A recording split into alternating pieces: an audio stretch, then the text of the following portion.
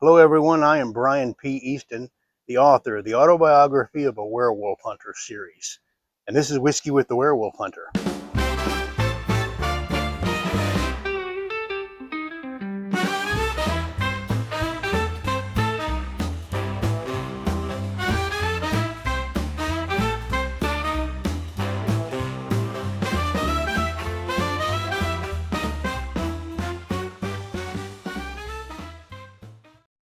Welcome back, folks, for your June edition, 2026 of Whiskey with the Werewolf Hunter. As you can see, we are not at the Werewolf Bar today. We are outside the Werewolf Bar. And we like to do this in the summer, just to take it outside. And besides that, the Werewolf Bar is got all kinds of clutter around it from some renovations that we're doing. So we're just going to do it out here in nature today. Let me give you a quick update on how the Winter Fox Journals Book 3 is going. Last week I finished Chapter 1 in that, and now we're moving on into Chapter 2, and I have high hopes for that. I don't have a whole lot for you this evening except to check in with you, give you that update. We do have some pretty neat things to show you as far as werewolf transformations go. Now, there are a lot of different cinematic adaptations of men becoming wolves and women becoming wolves. And some of them obviously are better than others. But we pulled a few for you this evening that I think you'll like. Some you've seen before, no doubt. Some maybe not. And there are some real hidden gems among these. And this just scratches the surface of the number of werewolf transformation scenes that are out there. So we're going to show you that just a little bit later on. But before I do that, I want to share something with you that I ordered recently from an organization called Memento Mori Vault. Now, Memento Mori Vault makes skulls. They make vampire skulls. They make human skulls. They make cryptid skulls. And they make werewolf skulls. So I picked a couple of those up, and I was very impressed with the quality of them. And I want to share those with you here right now. So here is the box that the skulls came in. And as you can see here, we have Memento Mori Vault's logo. And maybe you can scan that code there at the bottom. I don't know if it'll let you do it from video or not. But we'll provide a link for you in the description down below. The box it came in. Now first, let me show you a model of a human skull that I've got. Okay, so here is your basic Halloween store type human skull, right? It's about right on as far as proportions go. And it's better to have one like this than a real one, because if you have a real one, they're going to want to know where you got it. Don't ask me how I know that. So with reference to that, let's take a look at the first skull from Memento Mori Vault. Now this guy, as you can see, is roughly the same size as the human skull, except the snout has elongated and it has the teeth to fit with the werewolf. The skull in the back has become elongated a bit. I apologize for my photography skills. But this thing is just excellently done.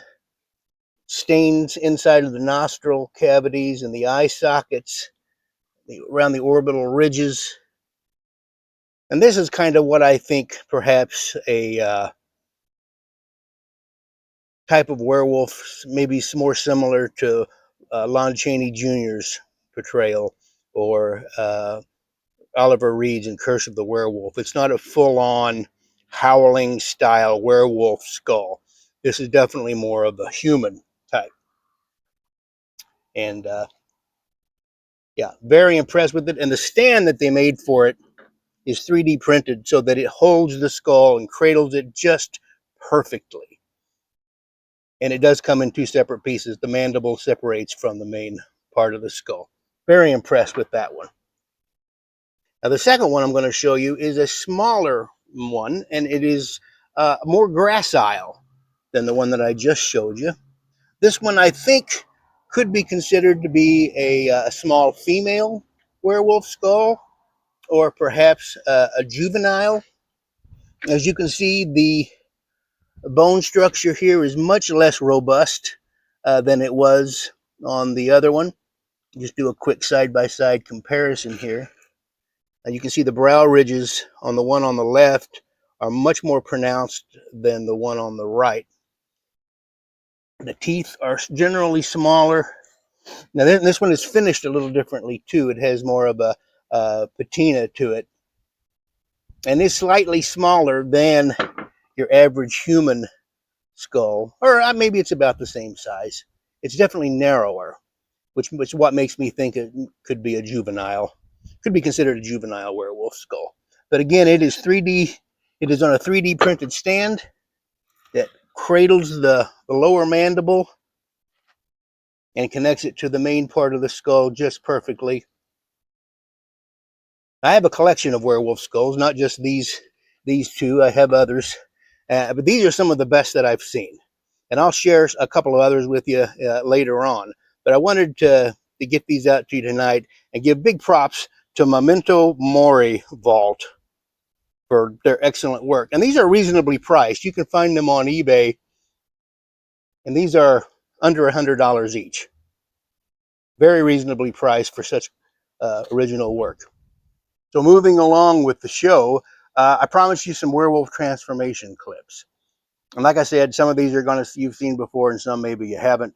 But we're going to play them back to back, and let me know which one is your favorite down in the comments.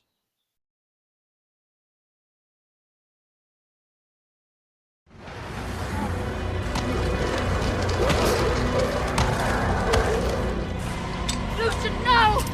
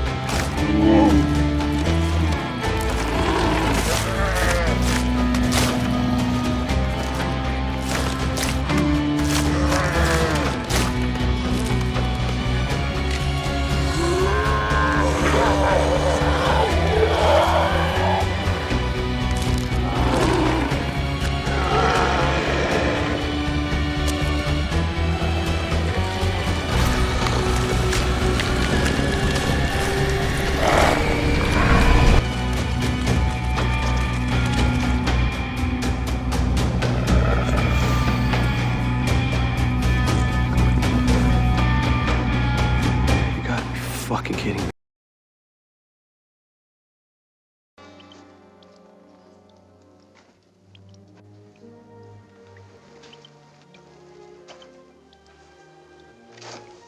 Hush.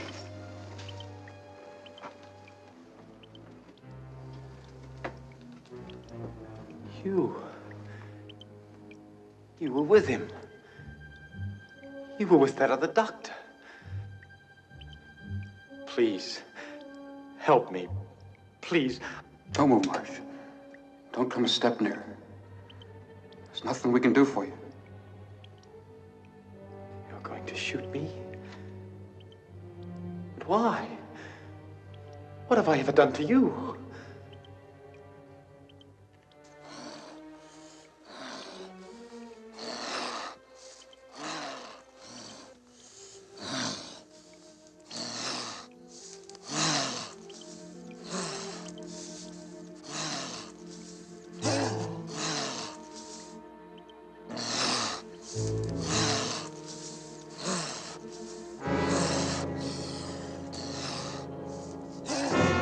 Morgan! Morgan! Morgan!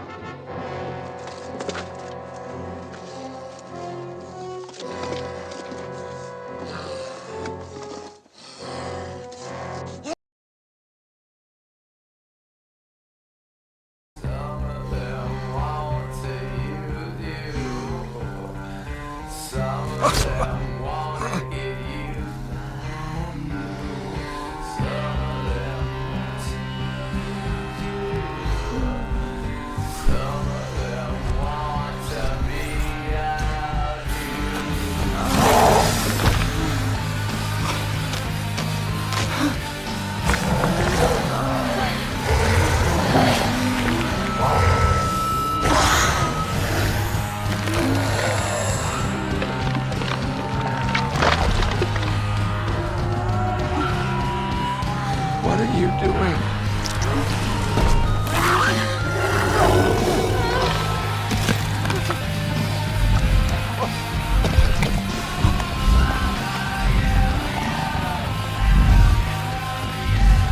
My, what big eyes you have.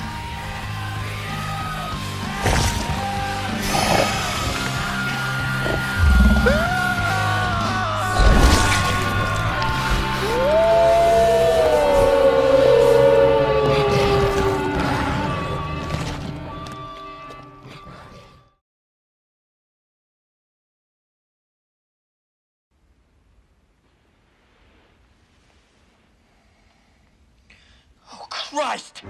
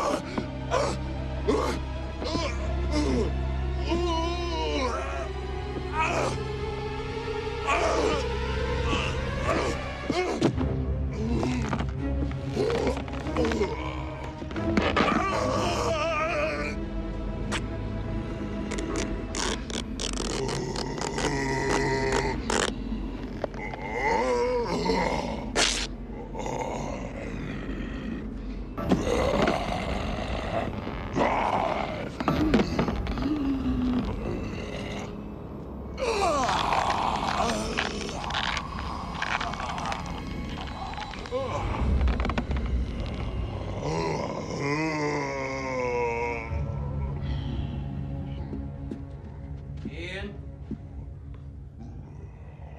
Ian?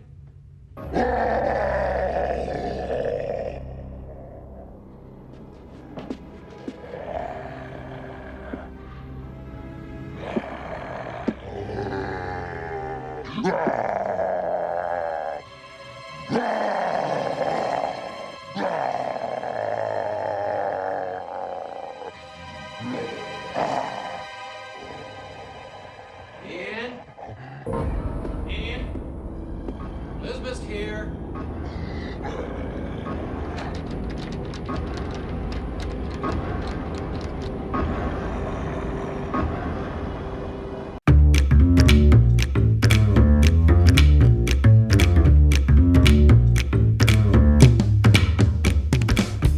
And that's going to do it for us for this month.